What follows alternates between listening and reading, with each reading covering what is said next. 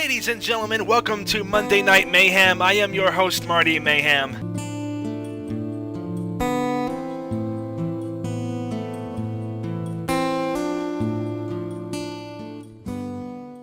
I'm noticing a common theme in these reviews. What about you guys? The first review was Left 4 Dead 2, an apocalypse game, followed by Fallout 4, an apocalypse game. And here we have Metro 2033, an apocalypse game. It's a damn good thing this game did the whole apocalypse thing better than the other two. Yeah, Fallout 4 didn't do a bad job at creating a post-apocalypse setting, but it can't compare to this. The reason I'm pointing this out is that there comes a time when a reviewer has to stop sulking around, man up, and review something a little less depressing. So I'm guaranteeing right here and now that whatever comes next will be something that isn't going to make you want to cut yourself because of how sad it is. I thought about giving The Sims 3 a look, but that game is far more depressing than anything you'll find in this. Metro 2033 is set in Moscow Metro 2033, so the people behind making this were wise to call it such. I don't want to hype this game too much for you guys because that's usually detrimental to your own personal experience with it, but the truth of the matter is that I enjoy every second of this game, and I'll probably play it over and over again in the long run. So at least now you know what you're getting in for. You play as Artyom, a young man with a mission in his hands and a devotion to never say a word, even when his friends seem adamant in pretending that he does speak. Artyom, you have a noble mission. Do you really suppose that Polis will help you? Or is there simply nothing else left to believe?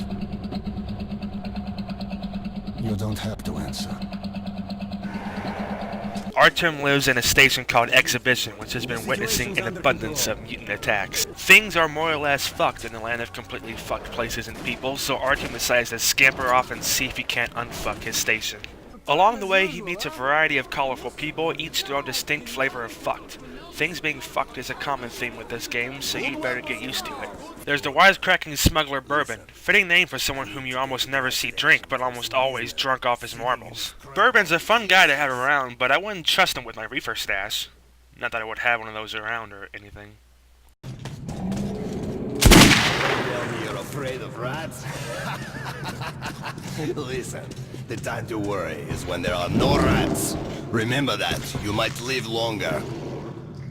There's Khan, who if you've read the book, you'll know believes himself to be the reincarnation of Genghis Khan. Makes perfect sense to me, and it made perfect sense to Artyom, so he figured he'd send Khan a friend request on Facebook and follow him around for a while as he did batshit crazy things.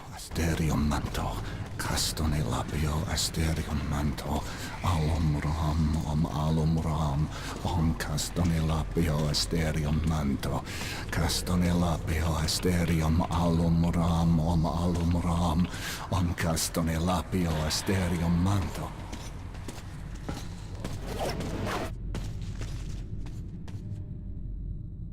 I'd rather that remain a secret. This is personal, my friend. The game's got a survival aspect to it, one that's only noticeable if you play in the really hard difficulties, otherwise it's just too easy. So keep that in mind. Throughout the course of its linear campaign, linear is not a con against the game. Tons of games are linear. If you can't get over that, you're a crybaby. You'll be scavenging for ammo, health, and other supplies to keep yourself from going the way of a character from The Walking Dead, if you can constitute those things as characters. This adds to the breathtaking atmosphere this game provides, which is the main reason why I'm sitting here polishing my ass-kissing lips. You see, one thing any game needs that many people just don't talk about in games very often is pure immersion. Immersion is what happens when the realities of the world and the one you're playing begin to blur, and you forget about your life outside of a TV or a computer screen for however long the game sees fit. In this day and age, a lack of sustainable attention span has managed to trump the best of games, which is a reason why idiots tend to blame games for garbage that's strictly their own fault. It's okay if you dislike a game for something that's abstract or strictly personal, but what I don't accept is telling a friend or someone on the internet not to buy a game they may potentially love just because you don't really feel like that one texture was really detailed enough. It's the little touches in Metro that makes it unique, like finding filters for your gas masks so you don't suffocate on all this Russia in the air.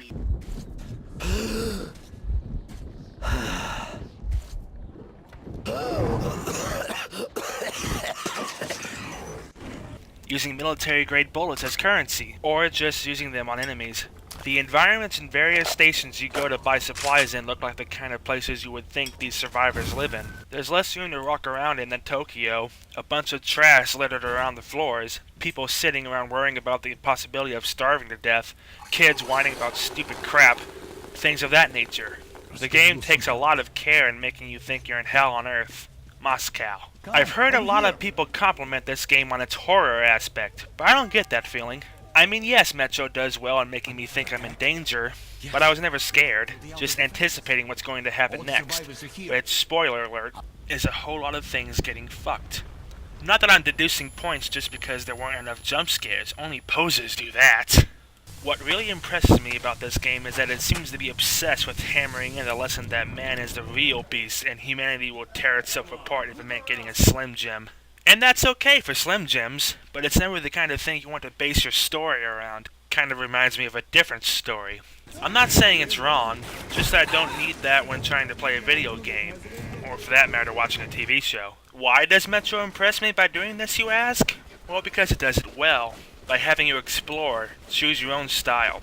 Sure, the gameplay holds your hand, but if you're not a fussy twat about it, stories in video games can carry you through impressive environments. That's where Metro really shines the most. It might not be cheerful or shy about its tired message or allowing you to have an expansive journey like games like Skyrim did, but at least it had a clear vision and knew how to make that vision a reality. How great is that vision, you ask? It's dire, sad, lonely, and full of dread. But as for the game itself, it's a wild ride. Sometimes sad, lonely adventures can take us to the same conclusions as the happier ones. There are, of course, some depressing adventures out there that just leave you waiting for it all to end. Or, more to the point, switching the channel. So I'm fully recommending Metro 2033. It's not the type of game you want to pick up and play anytime, but what game is? Certainly not Advanced Warfare. I can't stand that shit. Am I hating on Call of Duty too much? No? Damn, I'll have to work on it some more.